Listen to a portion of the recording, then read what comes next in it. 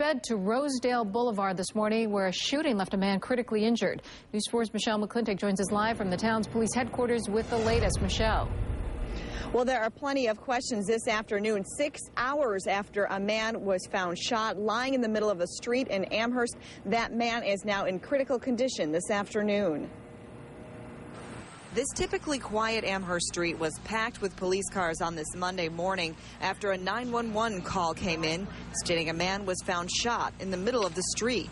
Well, my wife woke up this morning. We both did about 6 o'clock, and she noticed that there was somebody laying in the street down there. Neighbors say they heard the man yelling for help. We knew he was hurting because he was screaming that it was hurting. I heard what I now was gunshots, but at the time I didn't know, about 4 shots. This neighbor didn't want to show her face. She says she heard an altercation early this morning. 2 males, I'm assuming, and then from the sound of the fighting, and then a female voice just kind of yelling in the background. Police here in Amherst aren't saying much about what could have happened here. We haven't confirmed who resides in that house. We're working on that. When they arrived just after 6 this morning, they didn't know if anyone was still inside the house, so authorities brought in backup. We're going to use our emergency response team to professionally clear that house to make sure there's no more threats or no more victims in there.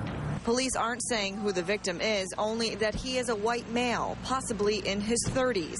The neighbor who heard the shots says she heard one more thing. The SUV that was in the driveway drove off.